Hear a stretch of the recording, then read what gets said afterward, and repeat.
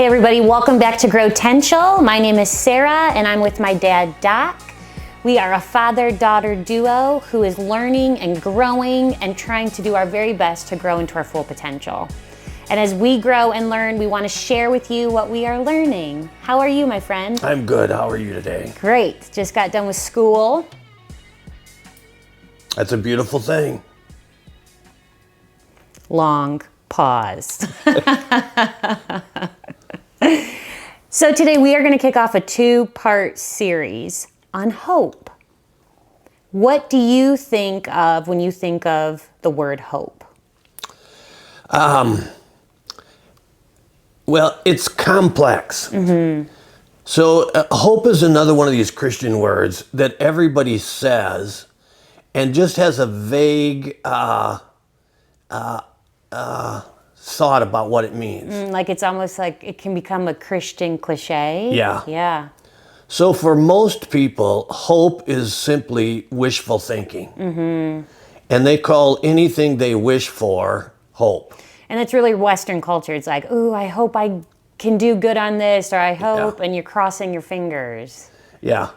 But it turns out humanity has been thinking about hope as back to the when we explain things by mythology. Even before the Greek philosophers, people were trying to come to terms with this experience of hope. So how would you define hope? Well, personally, I would define it in several ways. Okay. It's one of the kind of words that, because it's both a thought and a feeling, hope is a thought, I think, but it's also a feeling I experience. It requires a more beefy definition. Okay. All right, so let's get some of the elements into it. Good. First of all, hope. We only hope for the things we want. So desire is a necessary part of hope. Hope always focuses on the future. So at its core, hope is a desire I have about the future. All right. That desire about the future is affected in two ways. One is by what I think is possible. It's easier to have the expectation that the thing you desire is going to happen in the future if you can see how it's possible, right? Yeah. I hope I get to ride my motorcycle. Well, I desire to do that, and I can see how it's possible. But hope is also affected by what I believe. So I can believe things that I'm really not sure are possible for me. And that can influence my hope. So do you have an example of that? Yes. If I look at my life and have to have hope at the judgment, I despair. But if I look at my life and I believe in the mediating work of Jesus Christ, so not based on what the possibilities of my life makes me think, but based on who Jesus is and what he does, I have hope. Yeah. It's like the ultimate. Right. So that hope is not based on my experience of what is possible. That hope is built on my belief. Okay, so we have some people in our family that come to my mind when I start thinking about this, and I am one of them. When your life kind of shapes those beliefs, your life kind of shapes, am I going to have really a good outlook of what's to come or a bad outlook? And sometimes when so many bad things have happened, you expect the worst. And so hope is then replaced with fear. Yes. And so when you have a personality like me or some of the other people in our family that I will not name, Crystal, and I'm just kidding. But when I think about that, how do you, when you have experienced the worst, when you have lived through hard things, how does hope replace fear? All right. So the people who study hope, they say mental imaging is important.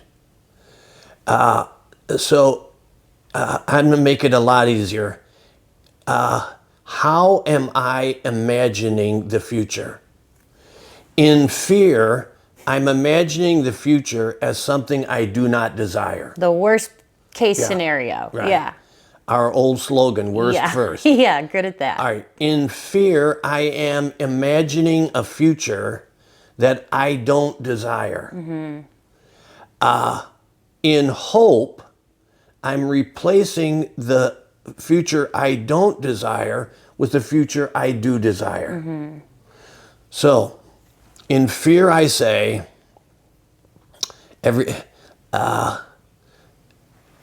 everybody's going to get sick. Okay. I'm going to have a terrible year. Right. In hope, I say, what is it I desire to happen next year? Not what am I afraid of happening? What is it that I desire to happen? What can I do to increase the possibilities of that happening? And we'll talk about this in our second podcast. What is the nature of God in his relationship to me that makes me optimistic that the thing I desire in the future is going to happen? You know, so this podcast is going to be coming out the first week in December, and the holidays are coming. So Christmas is coming, and some people have very broken families, so the holidays look a lot different. Some people have healthy families, and it's beautiful and fun. Some people can't stand their families. You know, it's a mix of emotions. And so sometimes the fear is justified.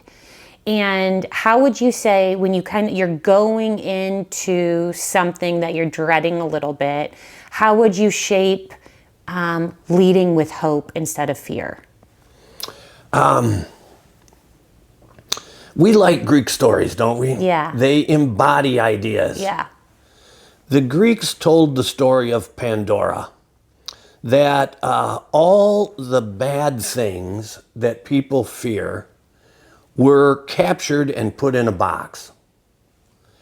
And Pandora was told never to open it. Yeah.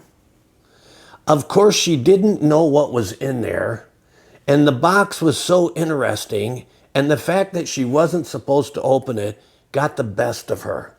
Understandably so. And she let out all these terrible things into the world.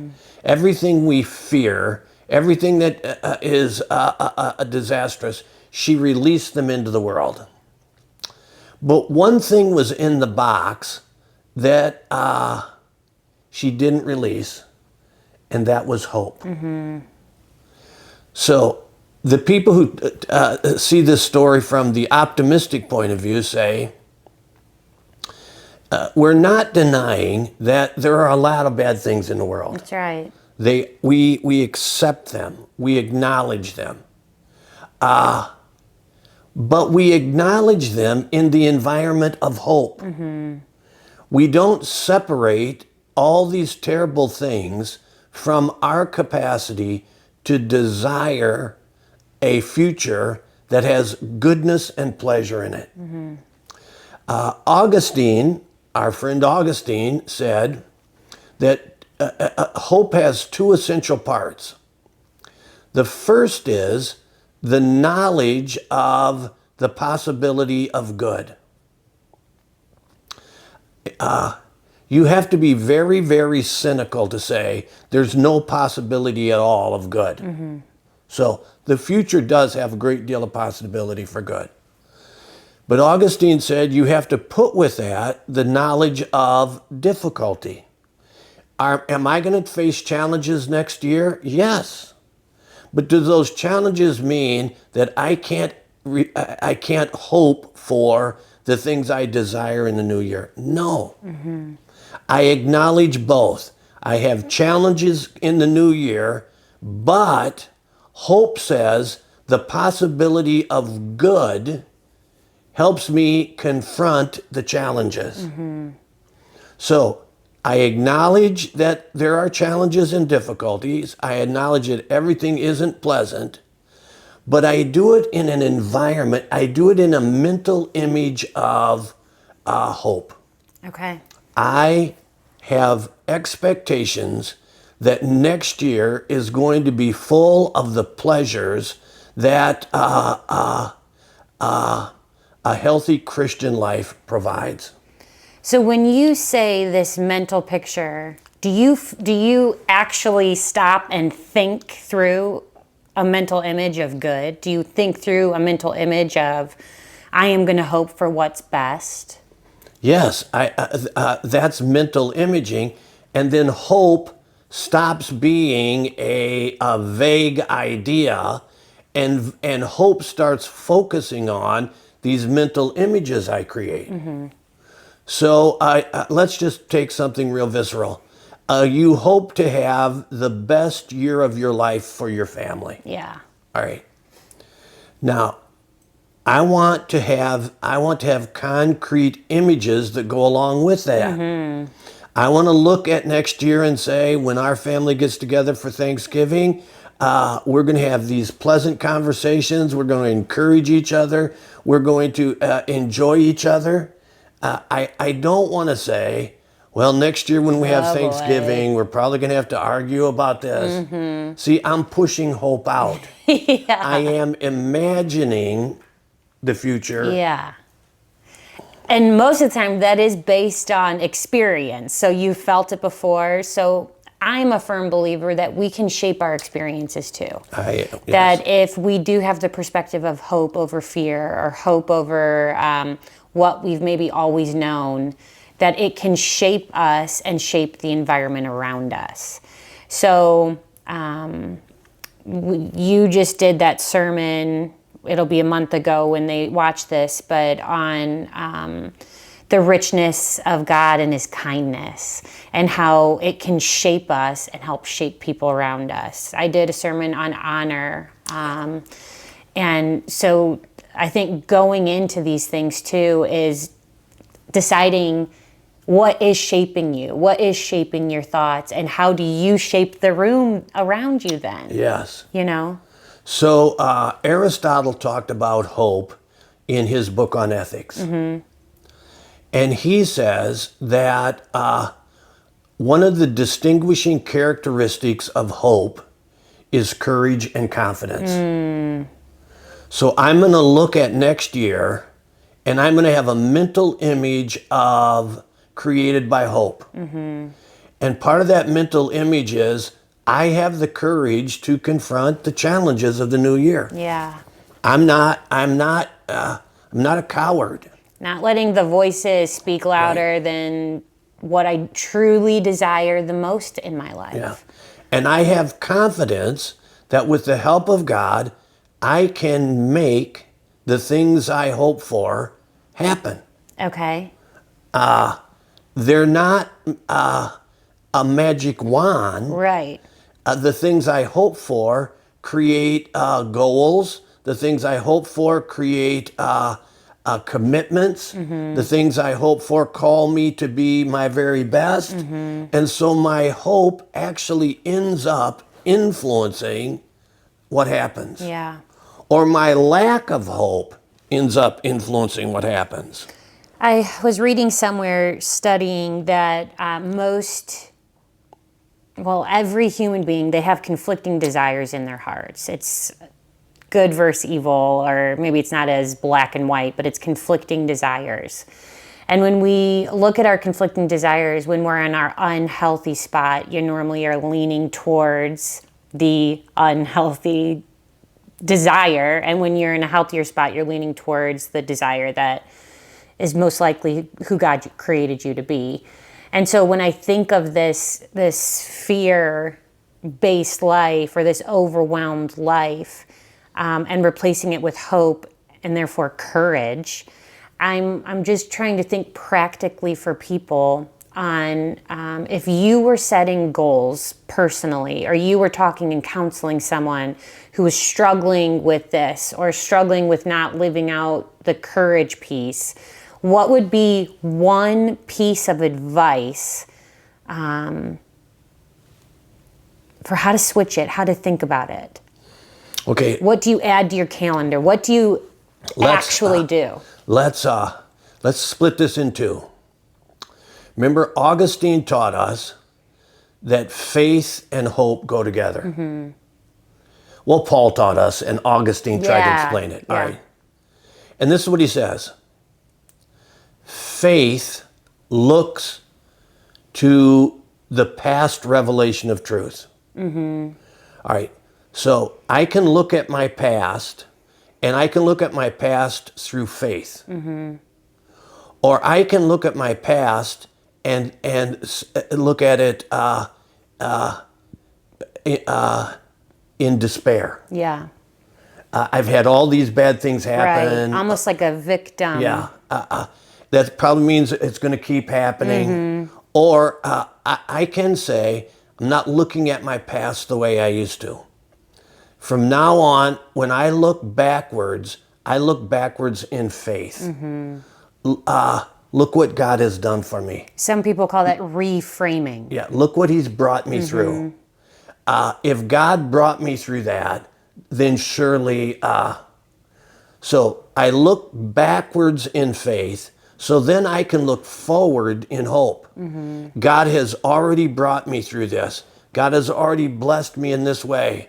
He's already revealed himself to me. Okay, so that frames my expectation for the future. Yeah. All right, in a more practical thing, let's look at Kant's questions. That's right. Do you think that'll help here? Okay, who's Kant, number one? Immanuel Kant was a philosopher, and he struggled to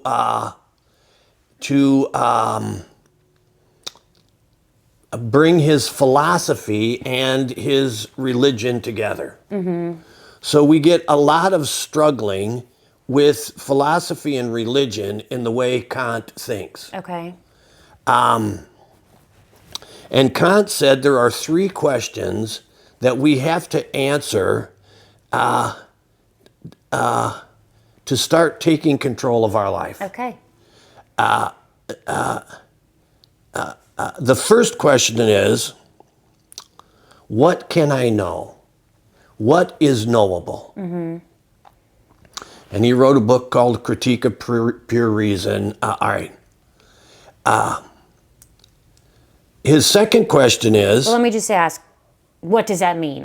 Okay, what is I'm a knowable? little lost in it, yeah. All right. What can I know, and how can I know it? Mm-hmm. So I'm a Christian, and I believe there are a variety of ways of knowing things. I learn some things through my senses. Mm-hmm. It's called empiricism. I learn some things by what I see, feel, taste, touch. Sure. All right. There are some people who say that's the only way you can know anything. Well, I think that's one way of knowing. Mm-hmm. There's reason is another way of knowing. I don't know this because I've actually seen it, felt it, touched it. I know this because these facts add up to this, right? Mm-hmm. I don't need to line up 10 apples on the counter and divide them into two groups to know that 5 plus 5 equals 10. Mm-hmm. I can reason my way to that. Mm-hmm. All right.